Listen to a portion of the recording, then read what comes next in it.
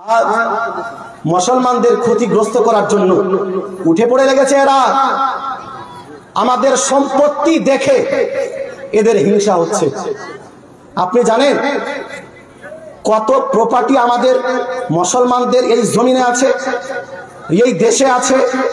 এই দেশে প্রথম সম্পত্তি, সবচেয়ে বেশি সম্পত্তি হলো রেলের। সবচেয়ে বেশি সম্পত্তি কার?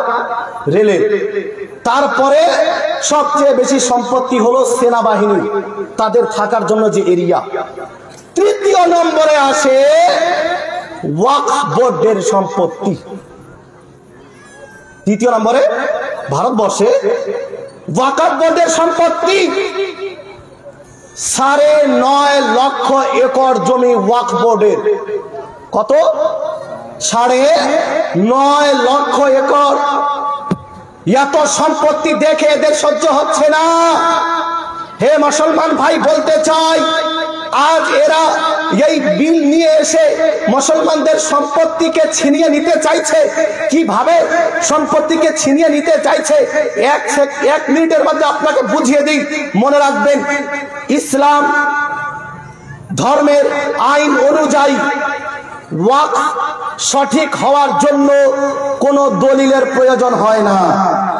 যদি কোনো ব্যক্তি একথা মৌখিক ভাবে বলে দেয় যে আমি আমার 1 বিঘা জমি মসজিদের জন্য দান করলাম, আমি আমার 1 বিঘা জমি মাদ্রাসার জন্য দান করলাম, আমি আমার 1 বিঘা জমি কবরস্থানের জন্য দান করলাম, সঙ্গে সঙ্গে সেটা তার মালিকানা থেকে বেরিয়ে আল্লাহর মালিকানা প্রবেশ করে গেল। বলেন সুবহানাল্লাহ।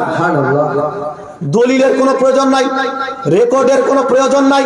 মৌখিক ভাবে বলার পরেই ওই জমি তার মালিকানা থেকে বেরিয়ে ওয়াকফের হয়ে গেল। এবার আপনাদের বলতে চাই, এই জমিনের মধ্যে, এই ভারতের মাটিতে হাজার হাজার বছর পূর্বে, 500 বছর পূর্বে এমন অনেক মুসলমান ছিল যারা মৌখিক ভাবে নিজের সম্পত্তিকে ওয়াকফ করে দিয়েছে, দান করে দিয়েছে। সম্ভব আছে তার কাছে কোনো দলিল নেই, তার কোনো রেকর্ড নাই। 500 বছর আগে কেউ জমি দান করেছে, 500 বছর আগে কেউ নিজের জমিকে দিয়ে দিয়েছে ঈদগাহের জন্য। সম্ভব যে তার কাছে কোনো রেকর্ড নেই, তার কাছে কোনো দলিল নেই।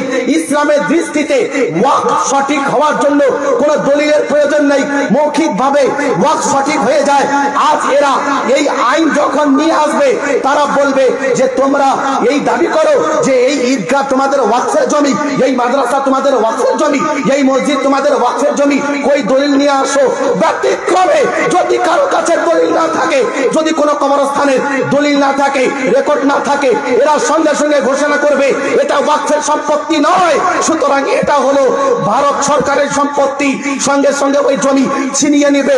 অথচ মুসলিম পার্সোনাল ল বলে যে মুসলমানেরা তাদের কোরআন অনুযায়ী, তাদের হাদিস অনুযায়ী নিজের ধর্মের উপরে আমল করবে। আমাদের ধর্ম বলে ওয়াকফ সঠিক হওয়ার জন্য কোনো দলিলের প্রয়োজন নেই। এরা বলবে দলিল কোথায়?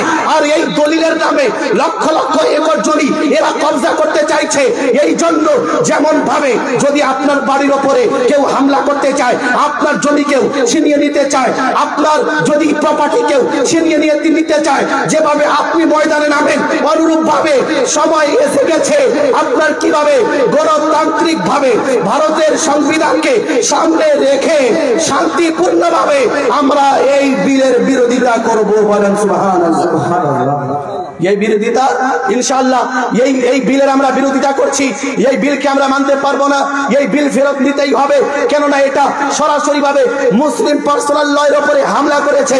এই জন্য আমাদের সবাইকে শান্তিপূর্ণভাবে প্রতিবাদ করতে হবে।